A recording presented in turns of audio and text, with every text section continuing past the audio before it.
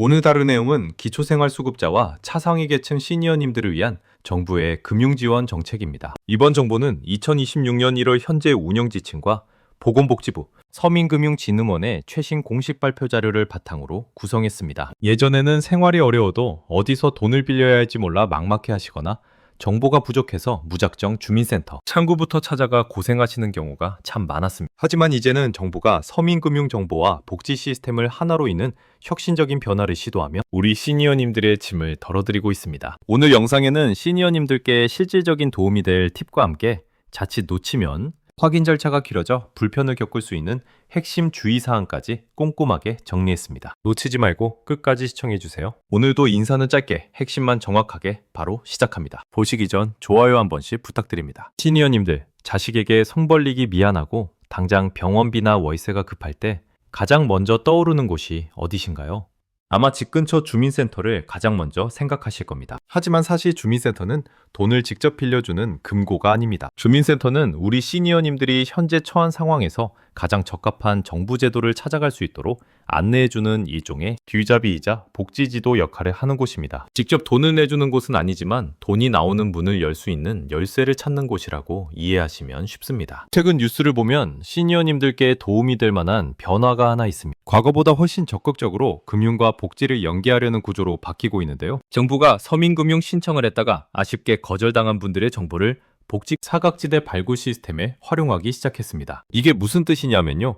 금융기관에서 대출이 안 된다고 거절받아 낙담해 계신 분들을 정부가 먼저 찾아내서 대출은 안 되지만 대신 이런 복지 혜택을 받으실 수 있습니다 라고 안내해드리고 연결해 드린다는 뜻입니다. 예전에는 내가 어떤 혜택이 있는지 일일이 공부하고 찾아다녀야 했다면 이제는 국가 시스템이 우리 시니어님을 더 꼼꼼하게 챙기려는 방향으로 가고 있습니다. 특히 주목해야 할 것은 금융위원회와 지자체가 손을 잡고 금융상담은 물론 일자리와 복지 서비스를 한 곳에서 지원하는 현장 복합 지원을 전국적으로 확대하고 있다는 점입니다. 또한 잇따라는 이름의 새로운 서민금융 종합 플랫폼이 도입되어 현재 순차적으로 적용되고 있습니다. 이 플랫폼은 이름 그대로 금융과 사람을 이어주는 역할을 하는데요. 안전한 정부 인증 상품을 스마트폰 하나로 확인하실 수 있게 돕습니다. 다만 지역이나 대상에 따라 아직 이용이 제한되는 경우가 있을 수 있으니 스마트폰 사용이 익숙하지 않으신 시니어님들도 걱정하실 필요 없습니다. 서민금융진흥원 전화상담이나 주민센터 안내를 통해서도 동일한 도움을 받으실 수 있으니까요. 이런 소식을 접하면 저도 시니어님들의 현장 사례를 확인하며 그 절실함을 다시금 느끼게 됩니다. 저도 이번 내용을 준비하며 공부하면서 시니어님들의 사례를 몇 번이나 다시 확인했는데요. 우리 시니어님들이 흔히 겪는 가장 안타까운 일이 바로 정보가 부족해서 나는 어차피 안 될 거야 라고 지레 포기하시거나 급한 마음에 사채의 유혹에 빠지는 것입니다. 절대로 포기하지 마세요. 정부는 시니어님들을 위한 다양한 문을 만들어 두었습니다. 지금부터는 시니어님 상황에 맞는 구체적인 문들을 하나씩 알려드리겠습니다.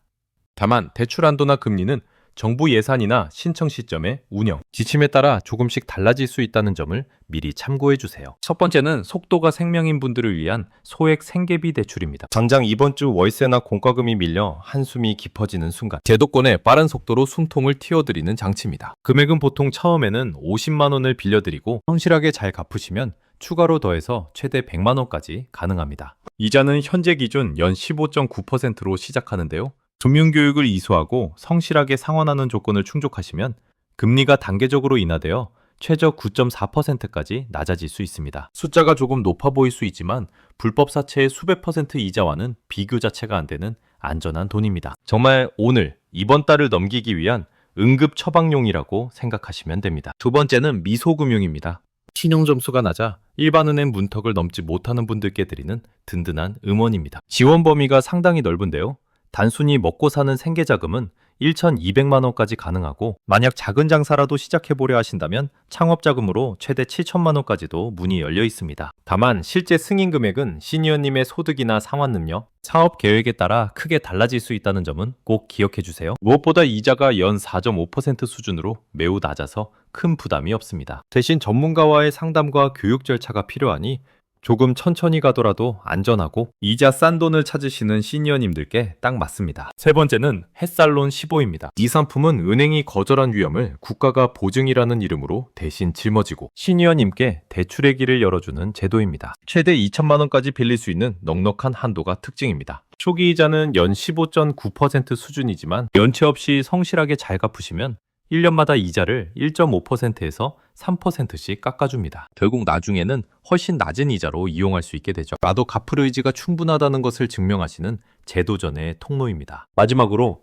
갑작스러운 큰 병이나 사고, 실직 같은 위기로 삶의 기반이 흔들릴 때 받는 긴급복지 지원 제도가 있습니다. 이건 대출이 아니라 국가가 직접 도와주는 돈입니다. 현재 1인 가구 기준으로 약 71만 원 정도가 지원되는데 4인 가구라면 183만 원까지도 늘어납니다. 단 매년 기준 중위소득 변화나 물가, 그리고 지자체의 판단과 세부적인 위기 사유에 따라 지원 금액은 조금씩 차이가 발생할 수 있습니다. 가장 중요한 건 갚을 필요가 전혀 없고 이자도 없다는 점입니다. 빌리는 돈이 아니라 다시 일어설 수 있게 국가가 시니어님께 내미는 따뜻한 구원의 손길입니다. 여기서 시니어님들이 가장 많이 헷갈려 하시는 부분 몇 가지만 더 짚어드리고 가겠습니다. 이 부분은 정말 중요하니 꼭 집중해주세요. 첫째, 모든 정부 지원금이 공짜는 아닙니다. 긴급복지 지원처럼 갚지 않아도 되는 지원금도 있지만 소액 생계비 대출이나 미소금융, 햇살로는 분명히 대출, 즉 빌린 돈입니다. 정부에서 지원해주니까 나중에 안 갚아도 되겠지 라고 생각하시면 절대 안 됩니다. 갚지 않으면 나중에 더 큰 금융 지원을 받기 어려워질 수 있습니다. 둘째,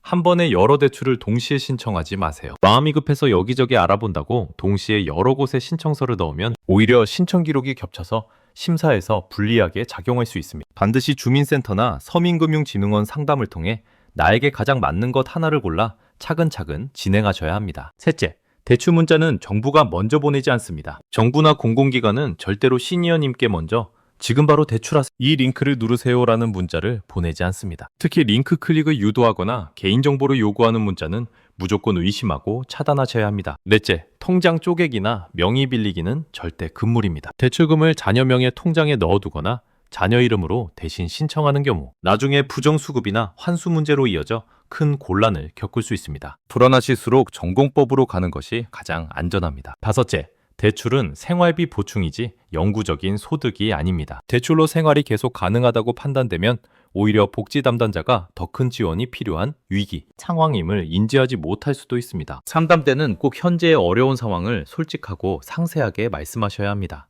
이제 오늘 주제에서 꼭 주의하셔야 할 점과 참고하시면 도움되는 핵심 팁을 다시 한번 강조하겠습니다. 우리 시니어님들이 가장 조심해야 할 것은 사기입니다. 돈이 급할수록 마음을 차분히 하시고 조금 느리더라도 국가가 운영하는 제도권의 절차를 따라야 합니다. 그 복잡해 보이는 절차는 시니어님을 귀찮게 하려는 게 아니라 시니어님의 소중한 개인정보와 재산을 안전하게 보호하기 위해 존재하는 것입니다. 그리고 대출을 신청하기 전에는 반드시 주민센터 복지사와 먼저 상담을 나누세요. 대출받은 큰 돈이 시니어님의 통장에 오래 머물러 있으면 이게 재산이나 소득으로 계산되어 기존에 받고 계시던 기초연금이나 수급비 자격에 예상치 못한 영향을 줄 수도 있기 때문입니다. 나중에 당황하시는 일이 없도록 꼭 미리 확인하시기 바랍니다. 시니어님, 정말 중요한 건 얼마를 빌리느냐가 아니라 나에게 맞는 제도를 잘 고르는 것임을 잊지 마세요. 급할수록 혼자 판단하지 말고 주민센터 상담부터 제도 선택까지 한 가지씩 차근차근 진행하시길 권합니다. 주변 지인분들이 이런 세밀한 정책 변화를 몰라서